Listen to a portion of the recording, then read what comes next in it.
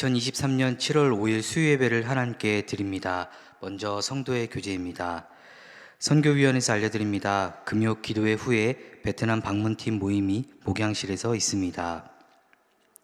신순전 집사님 서북병원에, 박진 집사님 부인 조미연 성도님 은평 성모병원에 입원 중입니다. 임정혜 권사님 폐종양 수술을 위해 지난 화요일 국립암센터에 입원하셨습니다. 최선욱 집사님은 오늘 퇴원하셨습니다. 수술과 치유를 위해서 기도해 주시기 바랍니다.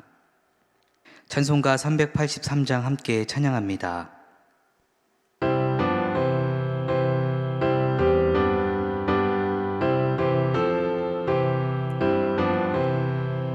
눈을 들어 산을 보니 도움 어디서 오나.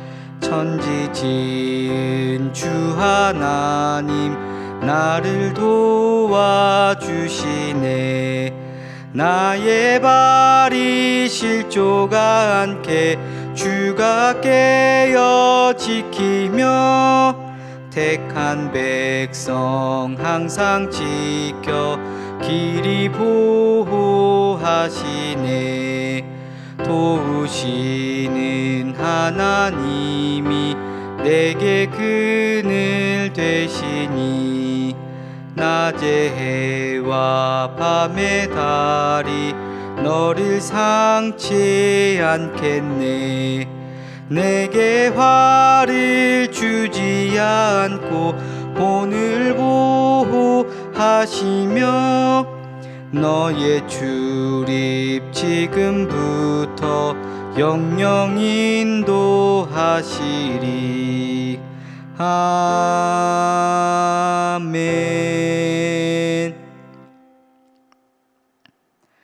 오늘 우리에게 주시는 하나님의 말씀은 에스겔서 47장 1절부터 12절입니다. 그가 나를 데리고 성전 문에 이르시니 성전의 앞면이 동쪽을 향하였는데 그 문지방 밑에서 물이 나와 동쪽으로 흐르다가 성전 오른쪽 제단 남쪽으로 흘러내리더라. 그가 또 나를 데리고 북문으로 나가서 바깥길로 꺾여 동쪽을 향한 바깥문에 이르시기로 본즉 물이 그 오른쪽에서 스며 나오더라.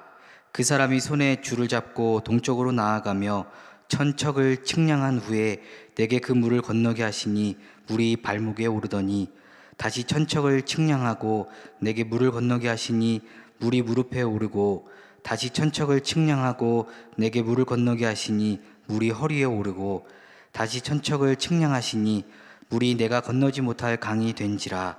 그 물이 가득하여 헤엄칠 만한 물이요 사람이 능히 건너지 못할 강이더라. 그가 내게 이르시되 인자야 내가 이것을 보았느냐 하시고 나를 인도하여 강가로 돌아가게 하시기로 내가 돌아가니 강 좌우편에 나무가 심이 많더라. 그가 내게 이르시되 이 물이 동쪽으로 향하여 흘러 아라바로 내려가서 바다에 이르니니 이 흘러내리는 물로 그 바다의 물이 되살아나리라. 이 강물이 이르는 곳마다 번성하는 모든 생물이 살고 또 고기가 심이 많으리니 이 물이 흘러 들어가므로 바닷물이 되살아나겠고 이 강이 이르는 각처의 모든 것이 살 것이며 또 이 강가에 어부가 설 것이니 엔게디에서부터 에네글라임까지 금을 치는 곳이 될 것이라. 그 고기가 각기 종류를 따라 큰 바다의 고기같이 심이 많으려니와 그 진펄과 개펄은 되살아나지 못하고 소금 땅이 될 것이며 강 좌우가에는 각종 먹을 과실나무가 자라서 그 잎이 시들지 아니하며 열매가 끊이지 아니하고 달마다 새 열매를 맺으리니 그 물이 성소를 통하여 나옴이라. 그 열매는 먹을 만하고 그 잎사귀는 약 재료가 되리라. 아멘.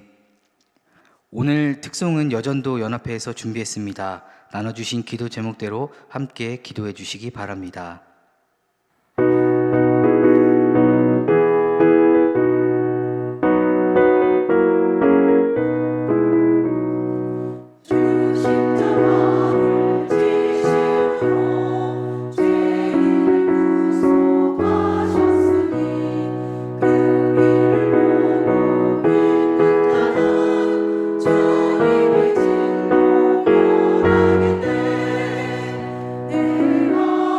내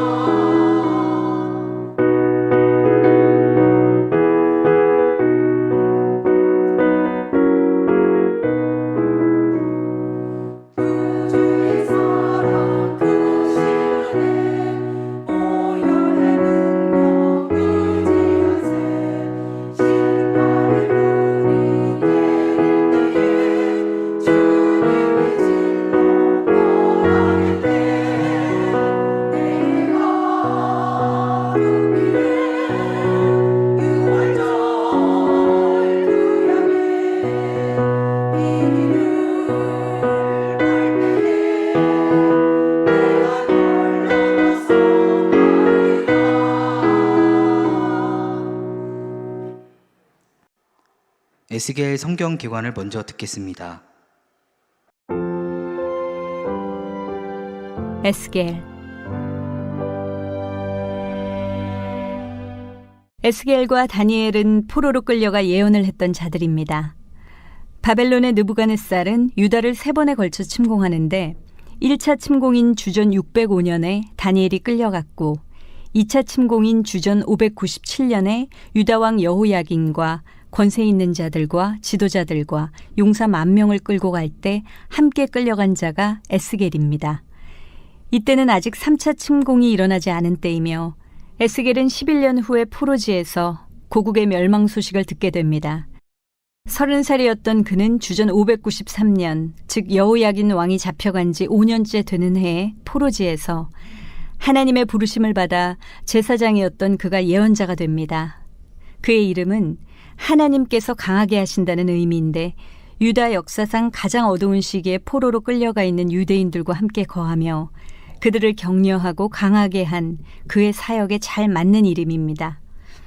에스겔서는 유일하게 책 전체가 1인칭으로 기록된 예언서입니다. 그러기에 그의 개인적인 관점을 들어볼 수 있다는 독특한 장점이 있습니다. 또한 에스겔서는 연대 기록이 아주 정확한 책으로 알려져 있습니다. 13번에 걸쳐 정확한 날짜와 달, 연대를 기록하고 있으며 주전 593년에 첫 말씀을 선포하고 570년에 마지막 예언을 기록합니다. 에스겔서는 예루살렘이 586년 바벨론에 의해 완전히 망한 소식을 기점으로 메시지가 달라집니다. 예루살렘이 망하기 전에 에스겔은 유다의 불순종을 지적하고 예루살렘에 임한 심판의 경고를 주며 회개와 믿음을 촉구합니다. 평화와 축복을 외치는 거짓 선지자들을 따르지 말 것을 경고합니다. 그러나 예루살렘이 망한 후에 그는 희망의 예언자로 변신합니다. 백성들을 위로하며 평화와 축복의 메시지를 전달합니다. 미래의 구원의 회복과 영광을 말합니다. 에스겔 골짜기의 마른 뼈 환상을 통해 하나님의 백성이 회복될 것을 예언합니다. 또 다른 환상을 통해 새로운 성전과 예루살렘 성읍의 회복을 보여줍니다. 그 성읍의 이름은 주님께서 거기 계시다는 뜻의 여호와 삼마로 부를 것이라고 말합니다.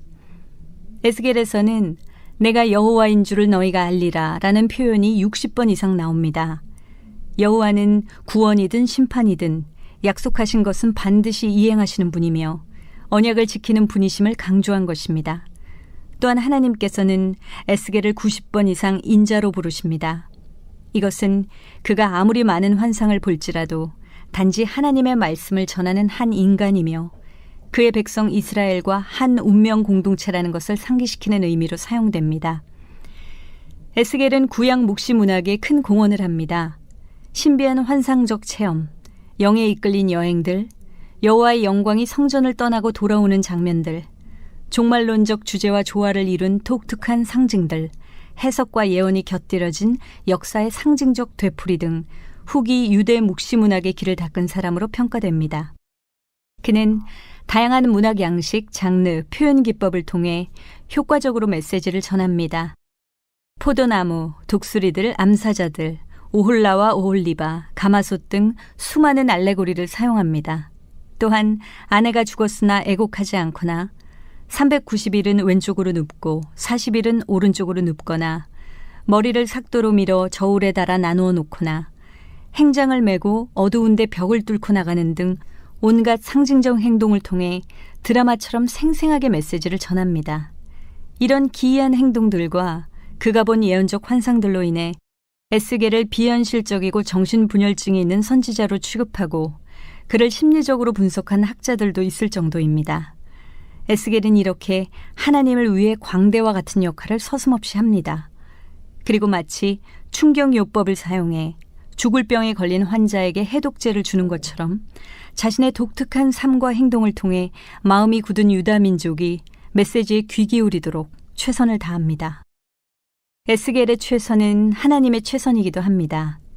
그 외에도 그는 효과적인 전달을 위해 장례 애도가 역사와 신학 이야기, 소송 형식의 신탁, 잠언, 비전, 우화, 인용, 맹세, 속담, 격언 등의 다양한 문학 형식을 동원합니다. 에스겔서는 신약에 직간접적으로 60회 이상 인용되며 대부분 계시록에서 발견됩니다. 그룹이 이끄는 전차를 타고 나타나신 하나님의 장엄한 환상으로 시작해서 새 마음과 새 영을 주는 새 언약의 약속을 비롯 새 예루살렘의 회복에 대한 환상까지 에스겔은 우리를 완전히 다른 영적 세계로 인도할 것입니다.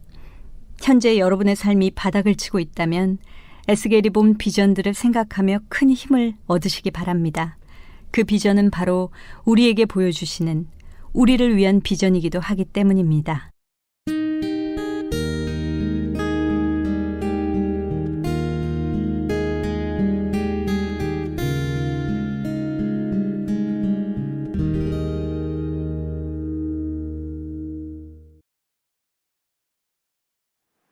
할렐루야. 모이기를 힘쓰기로 결단하고 이렇게 예배 자리에 나온 여러분들을 환영하고 축복합니다. 오늘 에스겔은 제사장 집안 출신이었습니다. 바벨론이 남유다를 침공하고 여호와긴 그 왕을 사로잡아 갈 때에 에스겔도 바벨론 포로로 잡혀갔습니다. 에스겔은 그발강가의 델아법이라는 도시에 살면서 남유다를 향해서 계속적으로 경고하고 있었습니다. 델아법은 지금의 이라크 남동쪽 지역으로 추정되는 곳인데요. 예루살렘으로부터 몇천 킬로미터나 떨어진 위치에 있습니다. 이렇게 멀리 떨어져 있는 곳에서 또 예언하는 에스겔의 선포를 예루살렘 사람들이 어떻게 들을 수 있었을지는 모르겠습니다만 이 포로로 잡혀서 수천 킬로미터나 떨어져 있는 이 에스겔을 통해서 선포하게 하신 만큼 현재 남유다의 상황은 심각했고 예루살렘을 향한 하나님의 마음은 간절했습니다. 하지만 이 안타까워하시는 하나님의 마음과는 정반대로 이 남유다 예루살렘 사람들은 하나님을 계속해서 멀리 했던 것이죠. 그들이 어떻게 하나님을 멀리 했는지는 이 에스겔서 8장에 자세히 기록되어 있습니다. 먼저 그들은 구별하고 또 거룩해야 될 그런 성전에 우상을 세웠습니다. 또한 성전 외벽에 각종 곤충과 또 가증한 짐승들 우상을 그렸고 이스라엘의 장로들은 향로를 들고 그림 앞에 서서 분향했습니다. 게다가 이 북문 성전에서는 여인들이 담무스를 위해서 애곡했던 것이죠. 이 담무스는 바벨론의 신으로서 고대 근동 지역에서 널리 숭배되었습니다. 이 신은 만물을 소생시키는 신으로서 매년 이 4월이 되면 지하 세계로 내려가서 대지에 싹을 틔운다라고 믿었습니다. 이때 사람들은 담무스를 향해서 슬퍼하며 애곡했다라고 전해집니다. 그런데 다른 사람도 아니라 이 예루살렘의 여인들이 담무스가 지하에 내려가는 것을 애곡했던 것이죠. 마지막으로 성전 안뜰에서는 사람들이 성전을 등지고 동쪽에 있는 태양을 위해서 예배했습니다. 에스겔 8장에서는 이러한 죄악된 모습들이 기록되어 있음과 동시에 다른 큰 가증한 일을 보리라는 표현이 계속해서 반복되고 있습니다. 하나님께서는 에스겔에게 점점 더 가증하고 더러운 모습들을 계속해서 보여주셨던 것입니다. 마침내 이러한 모습을 견디다 못해 하나님께서는 이 성전과 예루살렘을 떠나셨습니다. 하나님께서는 그들을 향해서 이렇게 말씀하고 계십니다. 에스겔 8장 6절입니다. 그들이 여기에서 크게 가증한 일을 행하여 나로 내 성소를 멀리 떠나게 하느니라. 그리고 에스겔 10장 11장에서는 하나님께서 성전을 떠나시는 모습이 묘사되어 있습니다. 처음에는 하나님의 영광이 이 성전에 계십니다. 하지만 그룹들과 함께 이 성전의 중심에서 문지방으로 이동하셨고 그 다음에는 성전 문지방을 지나서 나가십니다. 그리고 성전과 세상의 경계인 성전 동문으로 이동하셨습니다. 점점 성전의 바깥을 향해서 나아가신 것이죠. 결국 예루살렘 성전 동쪽으로 이동하셨다가 마지막으로 예루살렘의 동쪽 산인 감람산으로 떠나셨습니다. 예루살렘 성전은 이 다윗 왕이 하나님을 위해서 지으려고 했지만 피를 많이 흘렸다고 해서 그의 아들이었던 이 솔로몬을 통해서 짓게 하셨습니다. 성전이 지어질 당시에 수많은 사람들이 하나님께 영광을 돌렸죠. 예루살렘 성전은 하나님께서 역대하 7장 16절에서 이렇게 말씀하셨습니다. 이는 내가 이미 이 성전을 택하고 거룩하게 하여 내 이름을 여기에 영원히 있게 하였음이라. 내 눈과 내 마음이 항상 여기에 있으리라. 아멘. 그런데 이렇게 말씀하신 하나님께서 죄악의 모습을 견디다 못해 성전을 떠나신 것입니다. 하나님께서는 우상을 섬기는 하나님의 백성들이 미워서 성전을 떠나시기로 작정하셨고 실제로 성전을 떠나셨습니다. 여러분, 에스겔 선지자의 시대에 많은 유대인들이 하나님 대신에 우상을 섬기면서 살았습니다. 오늘 말씀을 빗대어서 우리 자신을 돌아보기를 원하는데요. 이 시대의 수많은 사람들도 물질과 탐욕의 우상을 쫓아 살아가고 있습니다. 네, 여러분들, 믿지 않는 사람들은 그렇다 할지라도 믿는 사람들까지도 그렇게 산다고 한다면 하나님께서 얼마나 애국하시겠습니까? 사도 바울은 디모데전서 6장 10절에서 이런 사람들을 향하여 전곡을 찌르고 있습니다. 돈을 사랑함이 일만하게 뿌리가 되나니 이것을 탐내는 자들은 미혹을 받아 믿음에서 떠나 많은 근심으로써 자기를 찔렀도다. 또 말세 현상에 이 나타날 현상 가운데에 사람들이 자기를 사랑하며 돈을 사랑하며 또 자랑하며 교만해진다라고 말하고 있습니다. 돈을 사랑하지 말고 있는 바를 족한 줄로 알라, 그렇게도 말씀하고 있습니다. 오늘날도 사람들은 여전히 우리 삶의 주인이 되시는 하나님께 소망을 두지 않고 이 세상을 바라보면서 땅의 것에서 소망을 찾고 있습니다. 아까도 말씀드렸다시피 믿지 않는 사람들은 당연하거니와 믿는 사람들도 역시 그런 사람들이 많이 있다라는 것이죠. 그런 어리석은 사람들을 향해서 예수님은 부자를 비유하면서 우리에게 말씀하고 계십니다. 누가복음 12장 16절부터 19절입니다. 또 비유로 그들에게 말하여 이르시되 한 부자가 그 밭에 소출이 풍성하매 심중에 생각하여 이르되 내가 곡식 쌓아둘 곳이 없으니 어찌할까 하고 또 이르되 내가 이렇게 하리라. 내 곡간을 헐고 더 크게 짓고 내 모든 곡식과 물건을 거기 쌓아두리라. 또 내가 내 영혼에게 이르되 영혼아 여러 해 쓸 물건을 많이 쌓아두었으니 평안히 쉬고 먹고 마시고 즐거워하자 하리라 하되. 여러분, 이 모습은 창세기에서 바벨탑을 쌓을 때 우리 이름을 내고 온 지면에 흩어짐을 면하자 그렇게 말했던 이 어리석은 사람들과 다를 바가 없다라는 것이죠. 복의 근원이신 하나님 앞에 영적인 복뿐만이 아니라 물질의 복까지도 후히 부어주시는 우리 하나님을 찾을 뿐만이 아니라 여러분, 하나님 외에 우상을 섬겼던 그 모습이 성전을 떠나시게 했던 분명한 원인이었음을 오늘 말씀을 통해서 함께 깨닫기를 원합니다. 세상은 결코 우리의 소망이 될 수가 없습니다. 우리는 하나님께 소망을 두고 하나님께서 내 눈과 내 마음이 항상 여기에 있으리라고 하신 그 성전을 바라보아야 될 줄로 믿습니다. 에스겔 39장 중반 이후부터는 이스라엘의 회복에 대해서, 또 에스겔 40장부터는 예루살렘에 있는 새로운 성전에 대한 말씀을 선포하면서 하나님께서는 드디어 성전으로 돌아오십니다.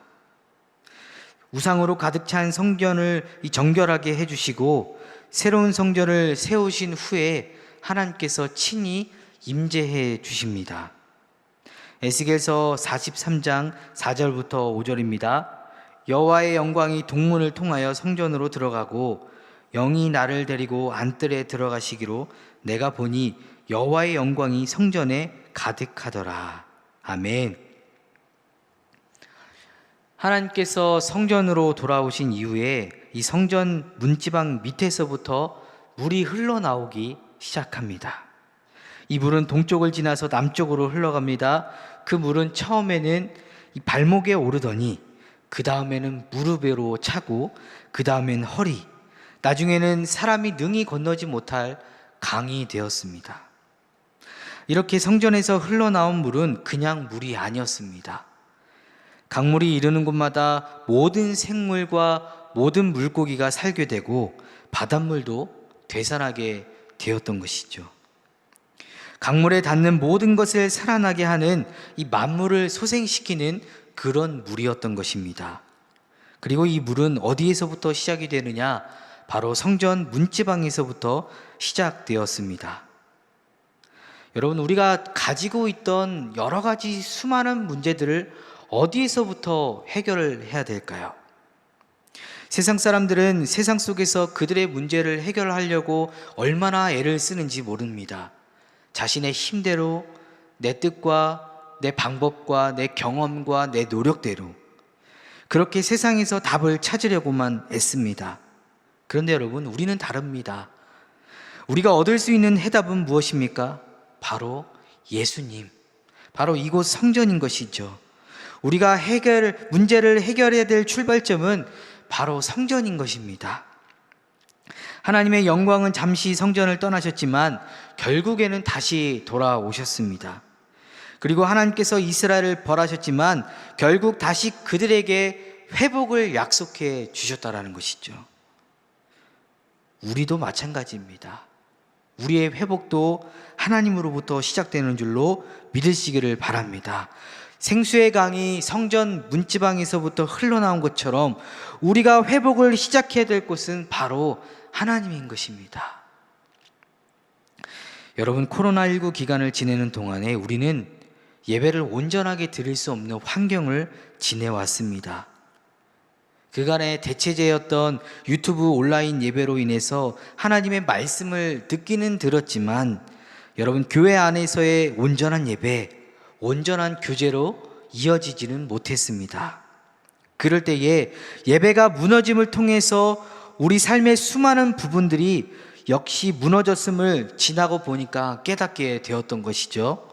그리고 요즘 다시 예배 회복을 통해서, 하나님과의 회복을 통해서 여러분 어떤 것을 느끼고 계십니까?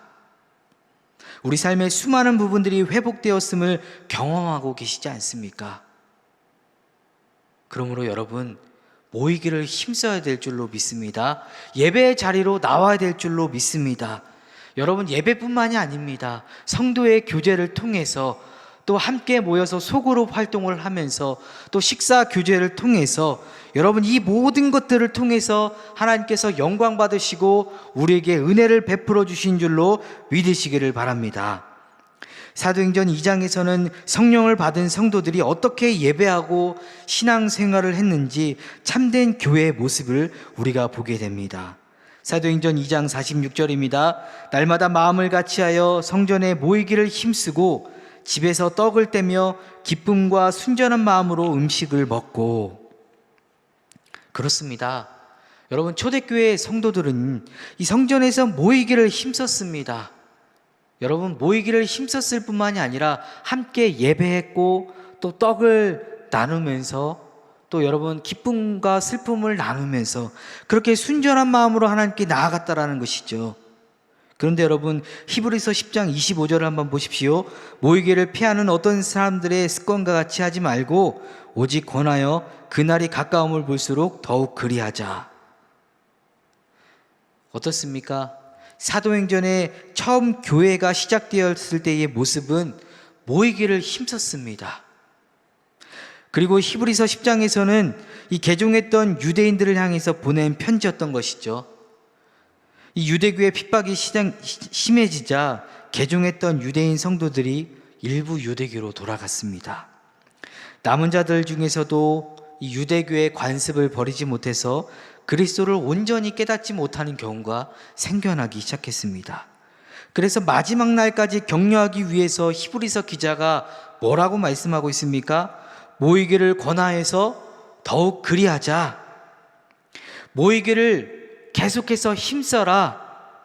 그리고 어떻습니까? 권면해라.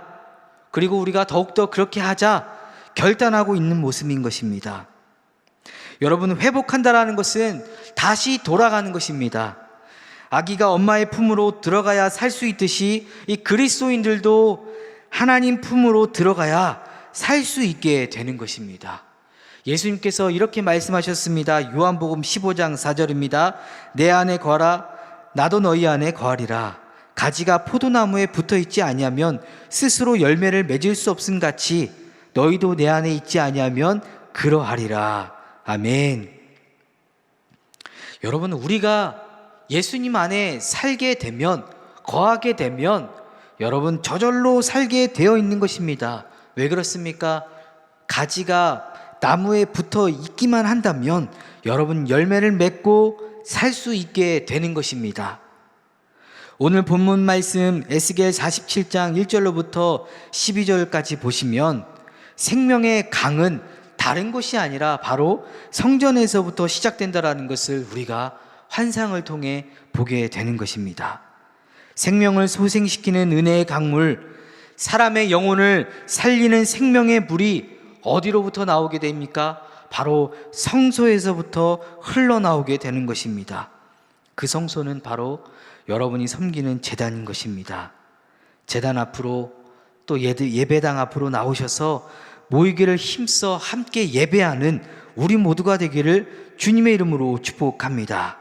여러분, 그렇게 되기만 한다면 우리의 영혼은 예배함으로 살아나게 될 것이고 우리의 영혼은 소생하게 될 줄로 믿습니다.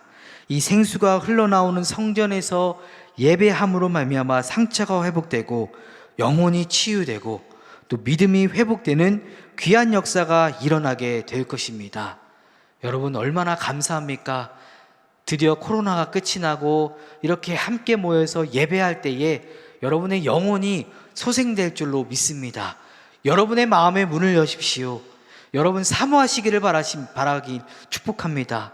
그렇기만 한다면 여러분 사모하는 자에게 우리 주님은 만족함으로 채워주신다라고 분명하게 약속해 주셨습니다. 우리가 소망을 두어야 될 분, 우리의 소망의 근원 되시는 하나님께 나아가면서 오늘도 그 회복의 역사, 은혜의 역사를 사모하시기를 주님의 이름으로 간절히 축복합니다. 이 시간에 우리 함께 기도합니다. 사랑의 하나님, 하나님은 졸지도 아니하시고 주무시지도 아니하셔서 우리를 늘 지켜 보호하시고 함께 동행하시기를 원하시는데 우리는 어찌 하나님을 놔두고 우상을 섬기느라 진을 빼는지 도무지도 모르겠습니다. 계속해서 말씀을 통해 깨닫게 하여 주시고 하나님 바로 알게 하여 주셔서 우리가 은혜의 강물에서 벗어나지 아니하도록 샘 곁에 가지가 무성할 수 있도록 은혜를 날마다 더하여 주시옵소서. 계속해서 예배 안에 머물 수 있도록 인도하여 주옵시고 오늘의 이 예배가 혹 이 땅에서의 마지막 예배가 된다면 우리는 과연 하나님 앞에 합당한 모습으로 예배하고 있는지 다시 한번 돌아보게 하여 주시옵소서. 하나님, 그렇게 하여서 주님 앞에 정말로 온전하게 예배 드릴 수 있도록 우리의 마음을 하나님 소생시켜 주시옵소서. 이렇게 모이기를 힘쓰고 함께 모여서 주님을 예배하고 또 떡을 떼며 순전하게 그 기쁨을 나눌 수 있는 그러한 초대교회 역사가 하나님 오늘도 계속해서 이어질 수 있도록 우리 주님께서 함께하여 주옵소서. 예수님의 이름으로 기도합니다. 아멘. 찬송가 210장 함께 찬양합니다.